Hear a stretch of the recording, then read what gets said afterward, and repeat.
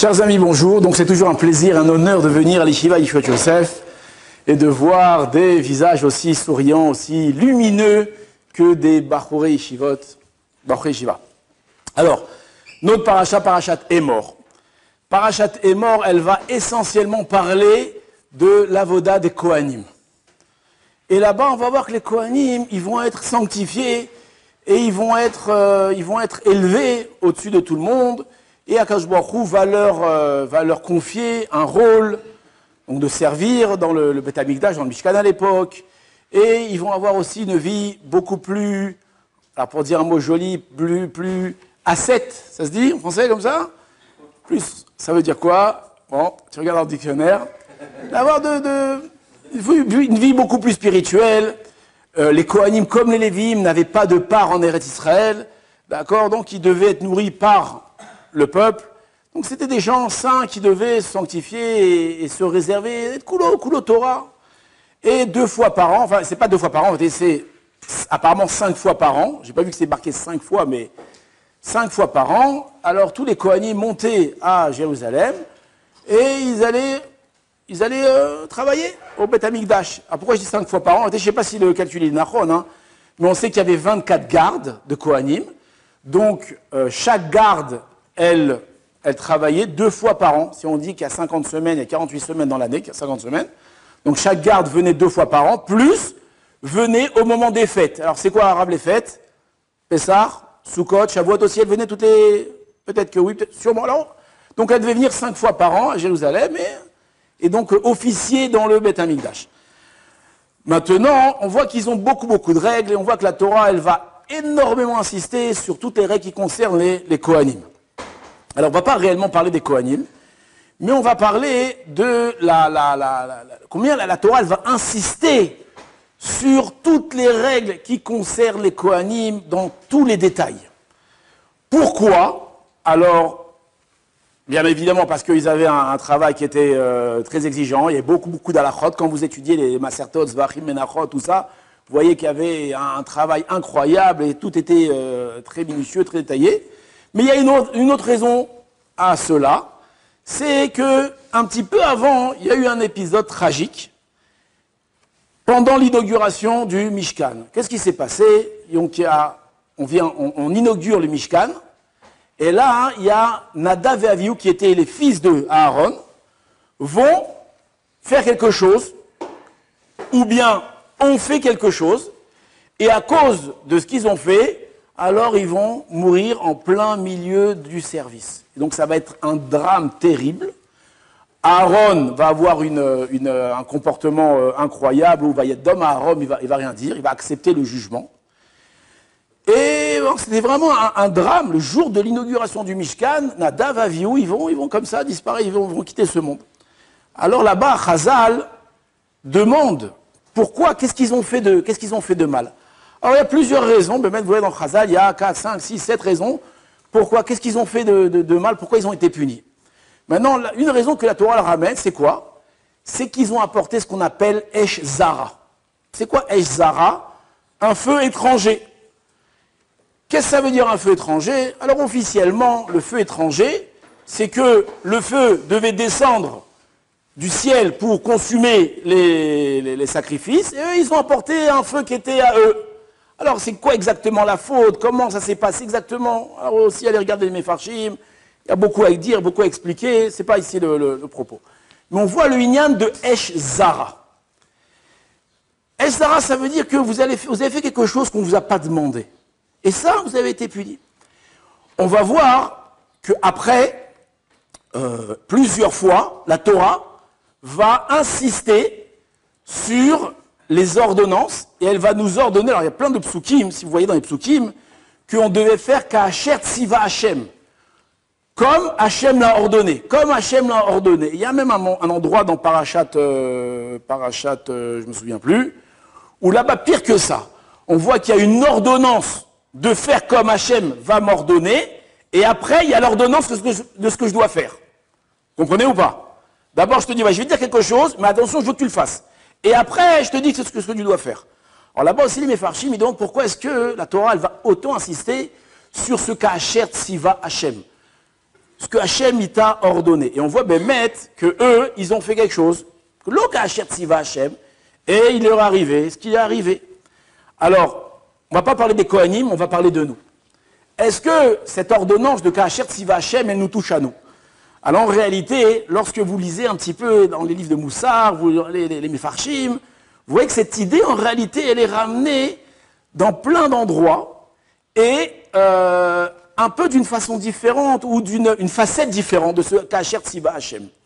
Alors il y a pour tous les goûts, ici je vous en ai sélectionné 4, d'accord, que j'ai vu écrits dans des livres. Donc j'invente rien. Bon, il y en a un ou deux qu'il n'y a pas besoin qu'ils soient écrits dans les livres, c'est des choses qui sont évidentes, mais on voit que les Balamoussar, les Rabbanim, ils ont tenu à nous le dire.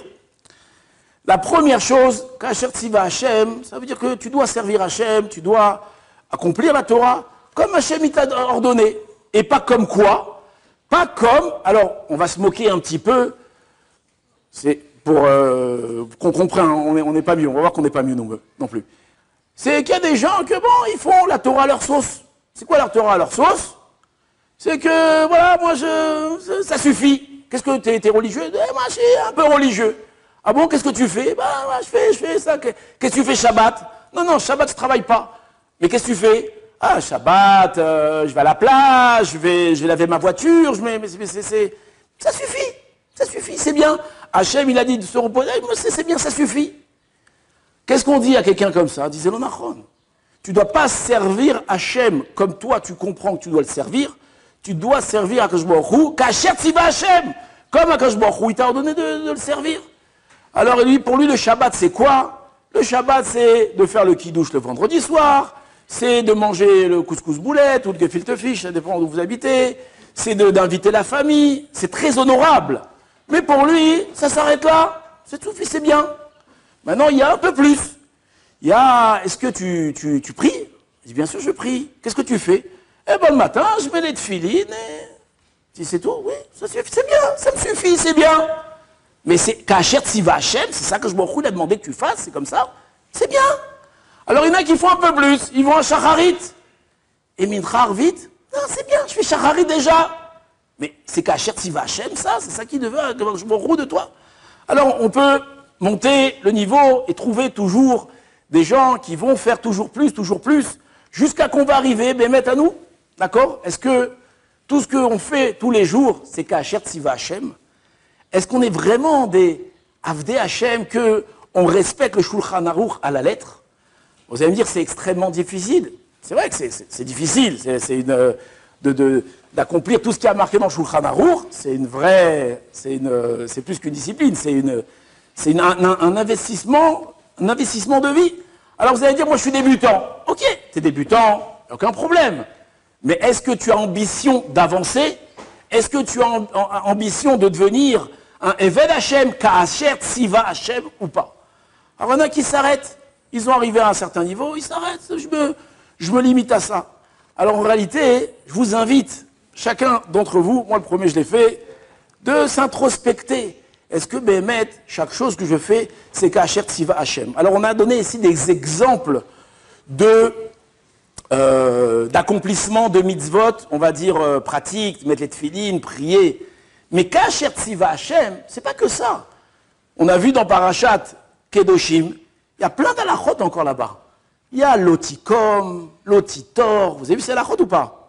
L'interdiction de se venger, l'interdiction de prêter rancune, il y a plein d'autres interdictions qui sont liées à Ben Adam Lachavero. Alors c'est vrai, toi tu as une grande barbe, d'accord, tu fais mitra, shachit mitra arvi, tu mets tout, mais ces halachot-là, tu les accomplis? Est-ce que tu fais Kacher Tziva Hachem? Ça aussi, ça fait partie de la Torah. Et on voit que parfois, alors vous voyez, on est très macpid sur ça, mais on n'est pas macpid sur ça, ou des fois le contraire, le monsieur il est super Ben Adam Lachavero, et Ben Adam Lamakom, non.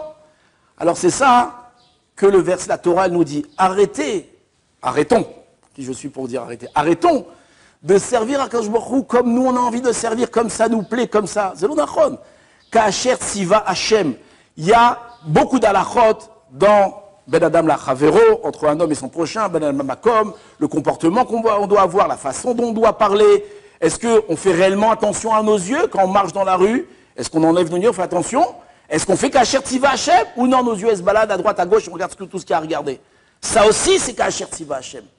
Donc on voit que cette application, cette ordonnance, elle nous touche à tous et à tous les niveaux. Alors il ne faut pas non plus rentrer dans les, je ne vais pas vous rentrer dans l'angoisse, hein. Besrat Hashem, léat, aval au moins avoir une aspiration de grandir, de comprendre, ok, aujourd'hui j'ai des mauvaises midotes, je me comporte mal, mais au moins je sais ici que c'est pas bien ce que je fais. C'est pas bien ce que je fais, Besrat Hashem, j'aspire à avancer, j'aspire à grandir. Et pas dire, non, moi je fais pas ça, moi je suis un juif jusque-là, plus je suis pas un juif. C'est l'onachon, Kacher Tziva Hashem. Ça c'est la première chose. La deuxième chose, alors vous la placerez si vous voulez avant, vous la placez après, mais on voit qu'il y a une contradiction très intéressante dans Chazal. Alors, ce n'est pas une contradiction, c'est on n'a pas peur, on dit contradiction, allons-y, mais vous comprenez ce que je dis, contradiction.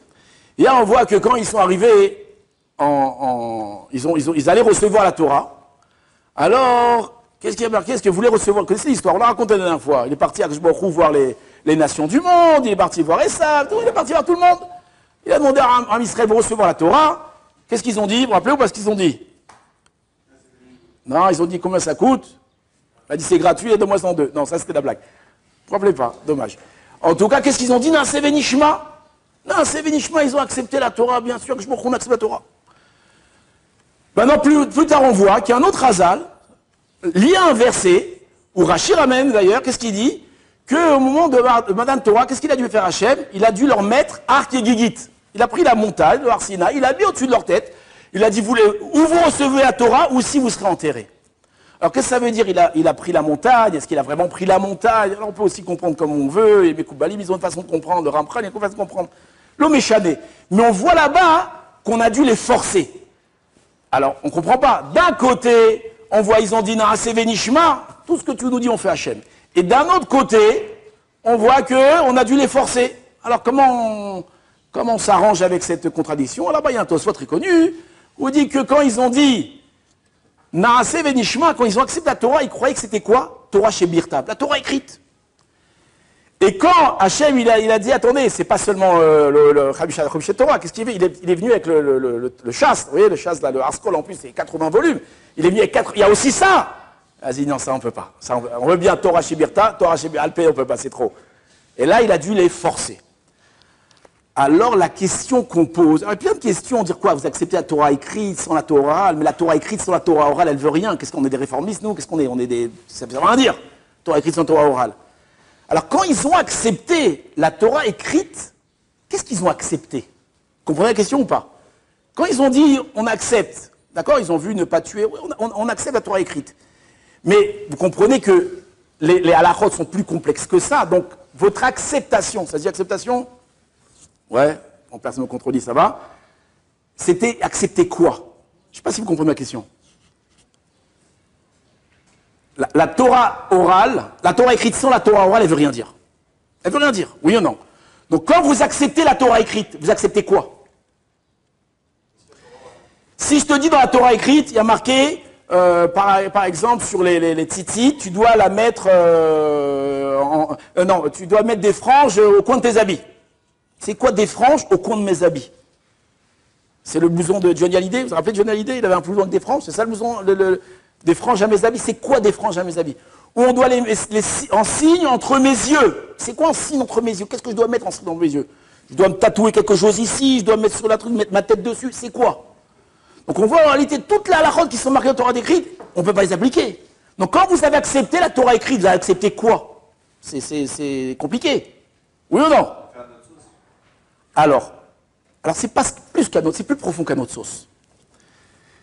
C'est que, et en réalité ce principe il existe, on le voit chez certaines, alors je ne dis pas que c'est des communautés, ils n'appartiennent pas au peuple juif, mais on voit qu'il y a des gens qui ont pris cette doctrine. Par exemple, alors c'est plus dur d'expliquer les tefilines et le talit, mais les grands principes, par exemple, il y a marqué ne pas tuer. Vous voulez savoir la Torah? Qu'est-ce qu'il écrit? Ne pas tuer. Ah ouais, ne pas tuer c'est bien, ouais, t'as raison, on vit dans un monde de barbares où tout le monde s'entretue. Ben, ok, nous on sera un peuple, on tuera pas. On tuera pas, ok. Honore ton père et ta mère.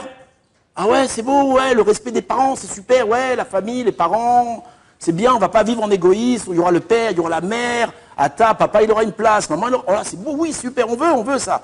C'est bien, ne pas faire l'adultère. Ah bah oui, c'est bien aussi pas faire l'adultère, on va être fidèles, on va créer des familles, c'est bien. Donc ils ont, ou comme ça on pourrait comprendre qu'ils ont accepté la Torah sous la forme, dites-moi un mot, philosophique. La Torah c'est une philosophie. Ouais, on veut bien, nous on veut bien être le peuple de Dieu, un peuple philosophique, qui a des préceptes. Vient la Torah, on dit, oh, Kasher Tziva Hashem. Lorsque je te dis d'honorer ton père, je te dis pas d'honorer ton père, alors comme il a dit, à ta sauce, ou bien dans le côté philosophique, ou bien de créer une ambiance sociale où il y a le respect des anciens, ou dans les bus où il y a marqué « laisse ta place à l'ancien », où on ne va pas dire on ne doit pas tuer parce que c'est moche de tuer, il faut faire vivre, tout le monde doit vivre peace and love, oui. Non, c'est pas ça. Lorsque Akadosh Baruch Hu t'ordonne de faire les choses, Kasher Tziva Hashem. Et chaque chose, chaque précepte rapporté dans la Torah, il a ses halachot. On peut aller dans l'extrême. Je vous donne un exemple, je ne vais pas trop m'allonger. Par exemple, marqué ne pas tuer. Il y en a qui sont partis dans l'extrême. Ne pas tuer, ben ne pas tuer, on ne tue pas. Ah bon, ne pas tuer, mais imagine qu'il y a des ennemis qui viennent à la porte de ta ville pour vous massacrer. Qu'est-ce que vous faites? Ah ben on ne tue pas, nous. Vous ne défendez pas? Ah ben non, ne pas tuer.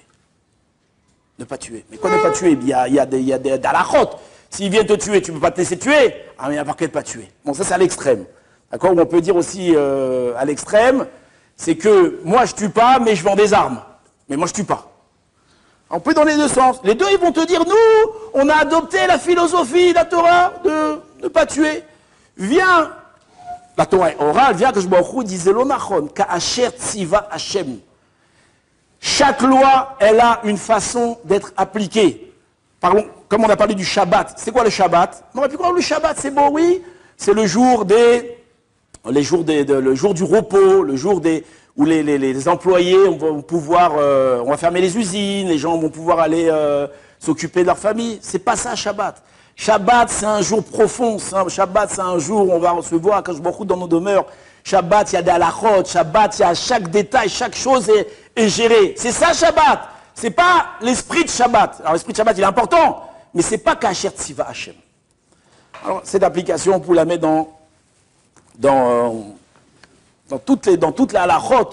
Et on voit que Béhémet, beaucoup alors je ne dis pas des mouvements parce qu'ils n'appartiennent pas au peuple juif réellement, qui vont utiliser les préceptes de la Torah. Et ils vont, c'est aujourd'hui, vous n'écoutez pas ce qui se passe en Israël, mais les juges, aujourd'hui on vit dans un pays où les juges sont très corrompus, il y a beaucoup de problèmes dans la justice en Israël. Et quand il y a un juge qui parle, qu'est-ce qu'il dit? Tzedek, Tirdov. Ah, moi, tzedek, Tirdov. Bémet, c'est tzedek, Tirdov, tu cherches vraiment le tzedek. Des fois, on entend des histoires, c'est du bluff, quoi. Ça, c'est la deuxième façon. Une troisième façon de comprendre ce cas Kasher Tziva Hashem. Alors là, je pars dans une autre facette complètement différente. Ça aussi, on l'a vu écrit. Alors, je vous raconte une histoire pour ça. Avant l'histoire, on a chacun un profil, d'accord? On n'est pas tous nés à Meacharim ou à, je sais pas, à Bnei Brak. On n'est pas tous nés de familles riches, de deux parents mariés, d'accord? Chacun il a un profil. Il y en a qui naissent aussi avec un cerveau extraordinaire. Il y en a qui ont plus de mal. Il y en a qui sont beaux, il y en a qui sont moches, il y en a qui sont gros, il y en a qui... chacun il a son profil, chacun il a son caractère, chacun a son profil. Maintenant, on raconte une histoire comme ça, où un jour, il y avait... Alors, je ne sais pas si vous avez déjà écouté dans les bandes dessinées des enfants, là-bas, à l'époque, en Russie, il y avait le bistrot, l'auberge, Bet Marzeach. Oui? Vous connaissez ces histoires ou pas? Là-bas, dans les pays, là-bas en Russie, en général, le paritz, comment on dit en français le paritz, le gouverneur de l'endroit, il donnait la gestion du Bet Marzeach, du bistrot, d'accord, de l'auberge du village. À qui donnait ça? En général, il donnait ça aux Juifs. Alors pourquoi Bémet, je ne sais pas, mais c'est connu, il donnait ça aux Juifs. Alors plein d'histoires de ça. Il y a une grande histoire du Baal Shem Tov avec le Kof. Vous connaissez l'histoire du Kof? Non? À l'occasion, le Rav vous racontera l'histoire du coffre. En tout cas, lui là-bas, le héros, je ne sais pas comment il s'appelait, Moshke il s'appelait peut-être. Alors lui aussi, il avait un bête marzéar, que c'était un paritz, un gouverneur qui lui avait donné. Une très jolie histoire là-bas. En tout cas, un jour, il y a un paritz, pas un paritz, il y avait un aubergiste, Moshke il s'appelait, Moshke parce qu'il donnait du mashke, le mashke c'est la boisson. Donc les poivreaux, ils rentraient dans son bistrot, et ils disaient Moshke, t'as vu là nous mashke, d'accord, ça rimait bien, amène-nous à boire. Et un jour, le pauvre Moshke, il était face à un rébé. Le rébé, il est venu voir. Comment ça va, Moshke? Il dit, ah, mais ça va très très mal, Rav, j'en peux plus, j'en peux plus. Il dit, pourquoi j'en peux plus? Il dit, mais toute la journée, je suis dans le bistrot et je m'occupe d'ivrognes qui viennent boire du matin au soir. Ils vomissent, ils se roulent par terre. Ils disent ils ont des discussions très très basses. Ils disent des gros mots, ils se bagarrent. Et moi, je dois ramasser leur vomi. Je dois toute la journée dans cette ambiance. J'ai pas un moment pour prier comme il faut. J'ai pas un moment pour étudier comme il faut. À peine j'arrive à étudier, à peine j'arrive. Et je souffle le martyr. C'est très très difficile. La position dans laquelle je suis, elle est très difficile. Comprenez aussi qu'à cette époque, les Juifs, la parnasse était difficile. Quand tu avais une place comme ça, c'est pas une place que tu abandonnais facilement. Et donc il se plaint chez le rébé. Et le rébé, il lui dit, ah, toi, Moshke, je sais ce que tu as envie, toi. Toi, tu as envie de te lever le matin, d'aller au mikvé, et après d'aller faire la tfila tranquillement, de fumer une cigarette, boire un café, discuter un peu avec tes amis, après le beth midrash, avec une bonne chavruta, écouter le Rav parler, étudier comme ça la Torah, et avoir une bonne parnassa, et être tranquille dans la vie. Hein? C'est ça que tu as envie, Moshke. Et là, Moshke, les yeux, il s'ouvrent, il dit oui, c'est exactement ça que je... Si j'avais ça, ouais, mais oui, c'est ça que je veux. Alors le rébé, il dit, écoute, ça s'appelle un malach, ça s'appelle un ange. Et le bon Dieu, dans le ciel, il en a plein. Il n'en a plus besoin, il n'en a pas, il en a trop. Mais par contre, des moshkés, il n'en a pas beaucoup. Des moshkés qui sont dans la situation dans laquelle tu es, et que malgré tout, ils s'efforcent d'être des bons juifs, alors ça, il n'en a pas beaucoup. Et c'est ça qu'il veut à Kadosh Baruch Hu.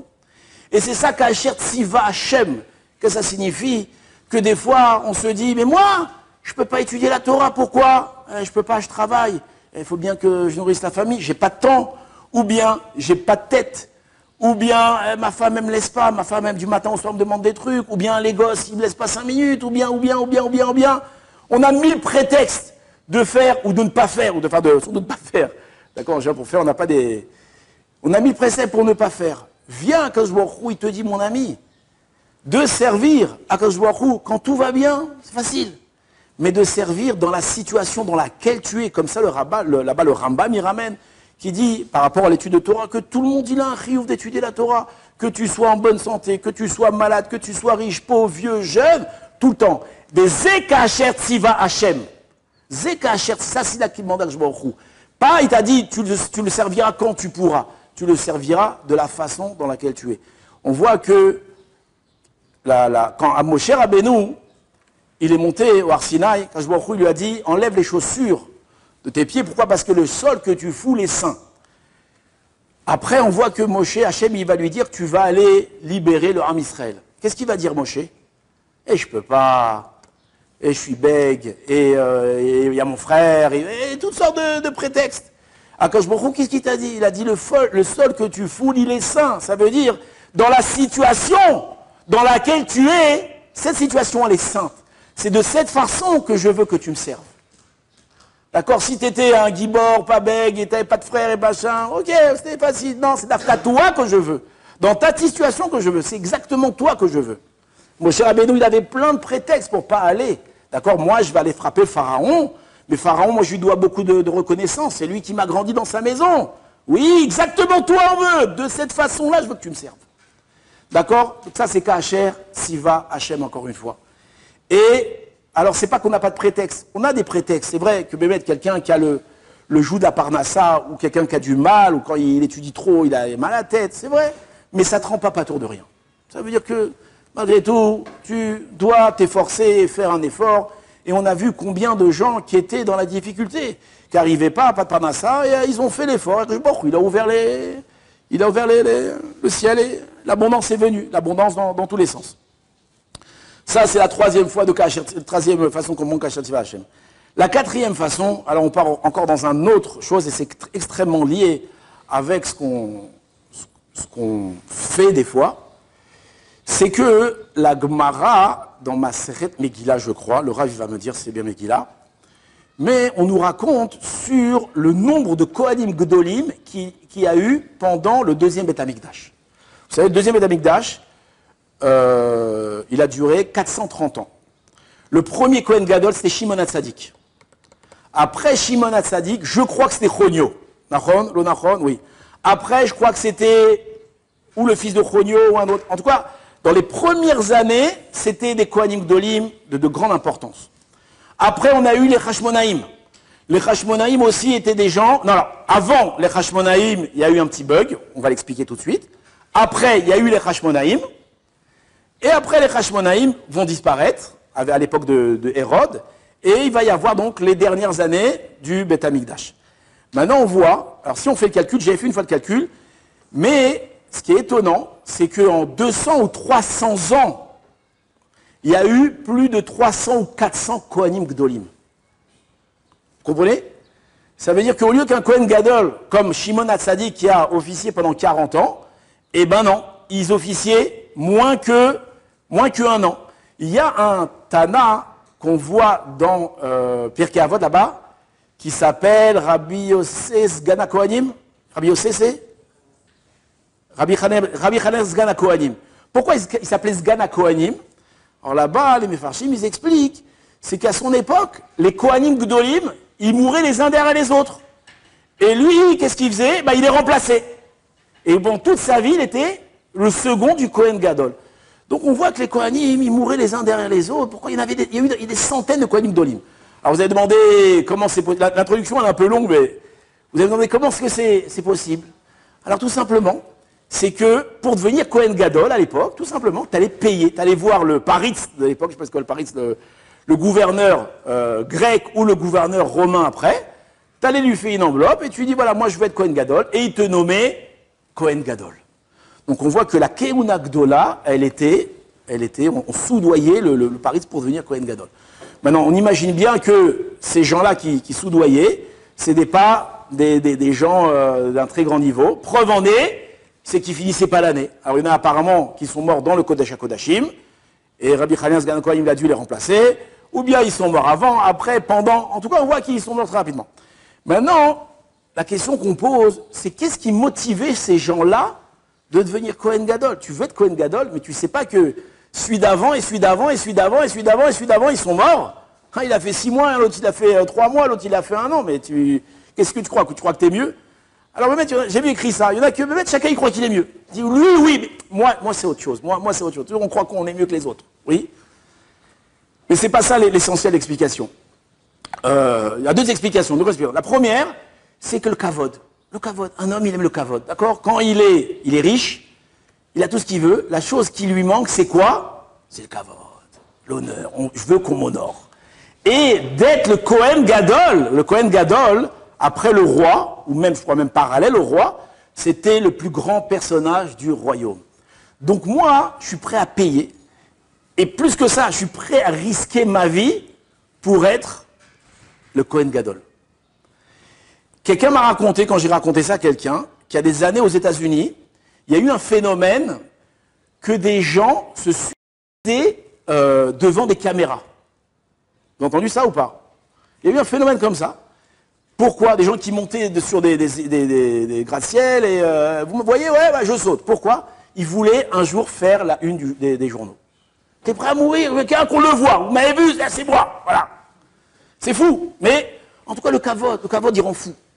Ça, c'est une explication. Mais ce n'est pas l'explication qui nous intéresse à nous. Il y a une autre explication qui est extraordinaire. C'est qu'en réalité, le Kohen Gadol, par son travail, par les conditions dans lesquelles il vivait dans le Beth Amikdash, et s'il y arrivait le fait de rentrer dans le Kodesh HaKodashim, alors il recevait une perception du divin qui était hors du commun. D'accord? Quand on arrivait à Yom Kippour, le Kohen Gadol, à Yom Kippour, après s'être sanctifié, après être tout fait, il va rentrer dans l'endroit le plus saint du monde, le Kodesh HaKodashim, il avait une proximité avec Hachem qui était très très forte. Et c'est d'ailleurs une des raisons pour laquelle, des fois, il mourait. Pourquoi? C'était trop puissant pour lui. Trop puissant pour lui. Et on voit que ces gens-là étaient peut-être des gens religieux, qui étaient des gens qui avaient une bonne intention, d'accord? C'est pas le kavod qu'ils recherchaient. Qu'est-ce qu'ils voulaient? Avoir une proximité avec Hachem. Et moi, je suis prêt à prendre le risque, d'accord, pour une fois rentrer dans le Kodesh HaKodashim, mais ressentir c'est quoi la Shrina, mais la ressentir à l'état pur, puissante. Ça, c'est comme ça, on explique pourquoi les Kohanim étaient nommés, pourquoi ils mouraient. Maintenant, en quoi ça nous touche à nous? En réalité, c'est un truc qui nous touche à fond. Comment? Nous aussi, on a envie de grandir. On a envie, alors on a été au début, qu'on a fait tchouva. Vous vous rappelez qu'on a fait tchouva au début, hein? Alors il y avait comme ça un entrain, alors on allait prier, on faisait la Hamida, des fois même on pleurait. Vous vous rappelez quand vous pleurez quand on faisait la Hamida? C'est arrivé, ouais, ça. Ouais, on avait ici un élève il y a longtemps, à 25 ans, il faisait le Birkat Hamazon en pleurant, le bonhomme. Il mettait 35-40 minutes, il pleurait. Il était ému, il le faisait en français, ça. Il était ému, les mots, les trucs. Il avait une proximité, il ressentait des choses, c'était beau. Vous vous rappelez la première fois que vous êtes parti au mikvé? La première fois qu'on est parti au mikvé, on est sorti, on a senti, non, je suis délire, je suis seul. Non, mais la première fois qu'on a fait Shabbat vraiment comme il faut, on a quelqu'un qui fumait, il n'a pas fumé, et il a ressenti que c'était pas dur. Il a ressenti une élévation, il a ressenti quelque chose. Mais mec, quand un Baal Tchouva, il fait Tchouva, que je bourrou, il a une grande pitié pour lui. Enfin, grande pitié, c'est pas une pitié, il aime le Baal Tchouva, donc il va lui donner un petit peu, il va lui donner ce qu'on appelle la manne. La manne, c'était quoi la manne? On était dans le désert, et on recevait quelque chose de gratuit, on mangeait, ça avait le goût qu'on voulait. Mais arrive un moment, ça y est, la manne, c'est au début. Maintenant, il faut que tu commences à travailler, mon ami. Et parfois, on a du mal à retrouver toutes ces sensations. Et on cherche ces sensations. Quelqu'un qui a été orienté, alors pourquoi je dis orienté? Parce que parfois, c'est pas sa faute. Parfois, c'est qu'il a mal été orienté ou il a mal compris les choses. Alors, pour rechercher ça, il va faire parfois n'importe quoi. Quelqu'un d'équilibré, qui était orienté, alors, il est venu à la yeshiva, ou bien il est rentré dans un beth midrash, il est parti voir le Rav, il a montré, tchouva. Qu'est-ce que le Rav il a fait? Il a dit, maintenant viens, on va étudier vraiment la Torah. Il lui a pris une Gemara, et il a commencé à étudier avec lui. Alors au début c'était dur, mais il avait encore ce feu-là. Il a commencé à comprendre les mots, un mot, deux mots, trois mots, il a compris une svara, il a commencé à kiffer, il a commencé à rentrer dans le chose, il a commencé à comprendre la halachot, pourquoi on fait ci, pourquoi on fait ça. Donc cet entrain, ce kiff qu'il a eu, il a réussi à l'entretenir. Alors c'est pas tous les jours facile, d'accord? C'est pas tous les jours dimanche ou samedi, je sais pas. Alors des fois c'est difficile, il y a des hauts, il y a des bas. Mais celui qui a eu un kécher avec le limoud, qui a eu un kécher aussi avec des vrais rabbanim, des gens normaux, d'accord, qui ont des discours normaux, qui essayent de t'élever de façon normale, d'accord, qui te parlent de choses équilibrées, d'accord, pas des fous. Il y a beaucoup de fous, il y a beaucoup de fous. Des gens, des moudjahidines qui te déglinguent la tête. Il y en a beaucoup, sur Internet surtout, il y en a une tonne. Des gens qui te déglinguent la tête. Alors, celui qui a eu cette évolution normale, alors il va grandir et au fur et à mesure de sa tchouva, alors il va s'équilibrer, il va trouver du plaisir à chaque instant de sa vie. Et il va grandir, il va devenir un vrai Ben Torah. Alors c'est vrai, il n'est pas venu à la yeshiva forcément. Ok, il travaille, c'est ce que tu veux. Mais au moins il a grandi équilibré. On a eu, Baruch Hashem, plein de gens qui sont passés par chez nous 1 mois, 2 mois, 6 mois. Après, ils sont retournés en France, ont travaillé, mais ils sont restés, ils ont eu un lien avec les rabbanim, ils ont eu un lien avec le Beth Midrash. Et ils ont réussi à entretenir ça et à grandir, à devenir des gens équilibrés. Le problème, c'est qu'il y a les autres. C'est qui les autres? Alors, il y a 2 sortes d'autres. Il y a ceux qui pensent qu'ils vont pas assez vite. Je vais pas assez vite, moi je veux plus, je veux toucher Hachem, je veux la truc. Alors là, il va rentrer dans des délires. Il va rentrer, il va commencer à faire trop de choses. Le Messilat Yesharim, il parle d'une notion qui s'appelle la Itrasdouyot. En français, comment dire traduirait? La chassidification, c'est bien comme mot. Itrasdouyot, c'est quoi? C'est que le bonhomme, il a envie, il est religieux, lui, il a envie, il plus. Alors il va s'acheter un grand chapeau, il va s'acheter une grande barbe, des grandes péotes, un grand manteau, un grand, tout grand et tout. Il va à l'odeur faire des trucs. On se moque, mais il y a de quoi se moquer des fois. Il va entrer dans des délires. Pourquoi? Parce qu'il veut revenir à ça. Alors, il cherche un moyen de le faire, il cherche. Mais ça s'appelle les traces d'Ouyot, Zelonachon, c'est pas vrai. Et c'est exactement quand c'est Kohanim Gdolim. Tu prends pas le bon chemin, mon ami, tu as envie de te coller la shrina, c'est pas comme ça qu'on fait. Là, tu vas brûler ton âme, tu vas devenir un débile, tu vas devenir un taré. Alors il y a aussi des gens qui vont commencer à d'étudier de la Kabbalah, d'étudier des trucs profonds et des choses qui ne sont pas à leur niveau, qui sont pas... Et plus que ça, ils vont commencer à accomplir des choses. Le Rav Zilberstein, il raconte une histoire à l'époque Il raconte une histoire qu'un jour, il y a un... Comment est l'histoire? Bon, plus quand l'histoire. Excusez-moi.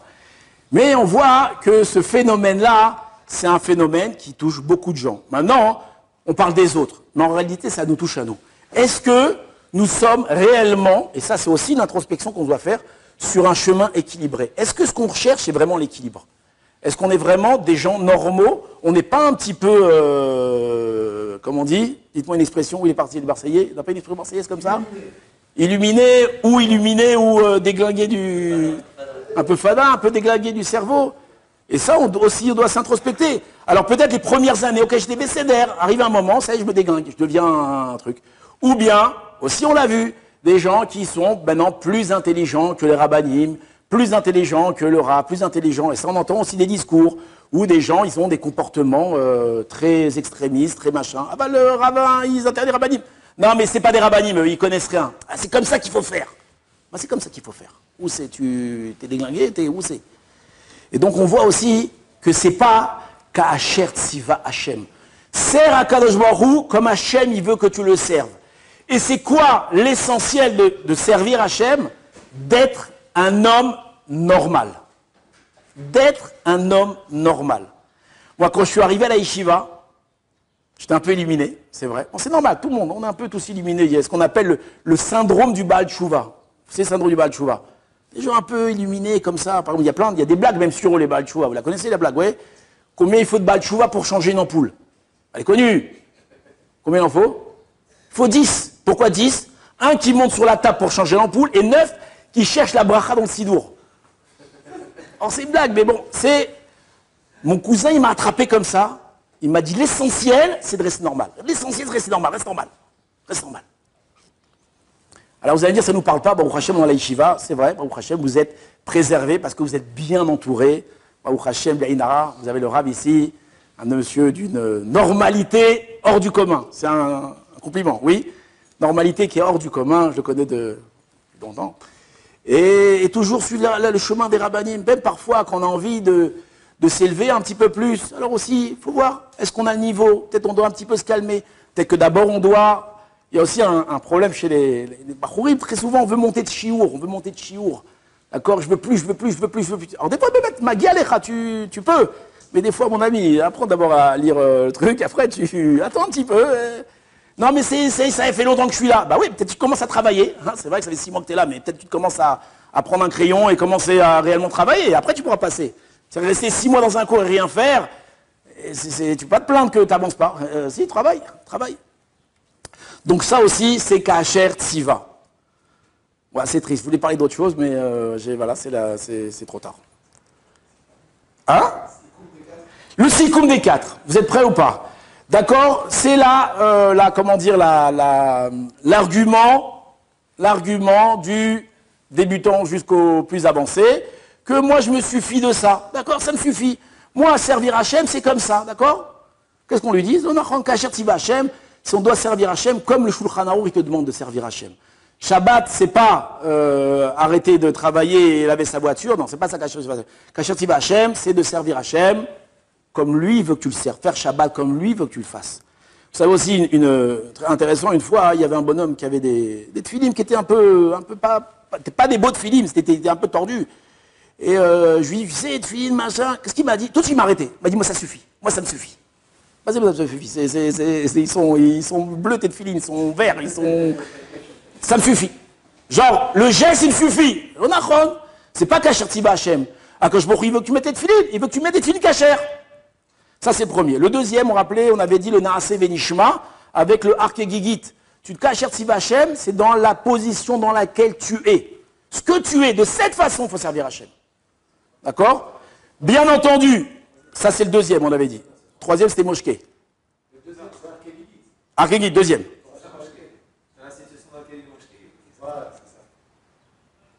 Pardon. Alors, Naaseh Venishma, d'accord. Naaseh Venishma, c'est quoi alors? C'est la façon. Ah oui, d'accord, c'est quoi Naaseh Venishma? J'ai oublié. La philosophie, oui, la philosophie, Naaseh Venishma, de ne pas prendre la Torah comme une philosophie. La Torah, c'est de la halachot. Alors vous allez me dire, on va non pas être non plus, c'est un technocrate de la halacha, et le bonhomme il est très carré, mais il est complètement... non, non, oh, c'est tout, ça va ensemble, ça va ensemble. Moshké, on a dit donc la façon dans laquelle, dans la situation dans laquelle tu es, attention, ça ne veut pas dire qu'un bonhomme, il est dans la galère, et dit, ah, le Rav il a dit qu'il faut que je reste dans la galère, et non, sors de ta galère, vas-y, trouve un autre travail, je sais pas, change ta vie. Mais en attendant, dans la situation dans laquelle tu es, sers Hachem. N'attends pas toujours on se dit, moi servir Hachem quand, demain, quand il y aura. Ouais, ne dis pas, comment c'est Chazal ils disent? Ne dis pas, Eshne, Mata, Shepne, Shema, Lotipane. Ne dis pas, j'étudierai quand je serai libre, parce que ça se trouve que je ne serai jamais libre. Et plus que ça, on rajoute que le Yetzer Hara a déjà prévu pour nous le programme de 20 ans à venir. C'est-à-dire que lui, c'est exactement tout ce qu'il va te faire dans les 20 ans à venir. Donc si un jour tu ne décides pas de sortir de ça, tu ne vas pas t'en sortir. Donc oui, sortir de cette situation. Mais en attendant, où tu es, c'est Hachem. Et le quatrième, on a ramené les Kohanim Gedolim, que des fois on veut avoir des aspirations parce qu'on a envie de s'élever plus, et des fois elles sont l'onachon, et elles risquent de nous déstabiliser. Et donc l'essentiel, c'est de quoi? De rester normal. Chazak u'baruch.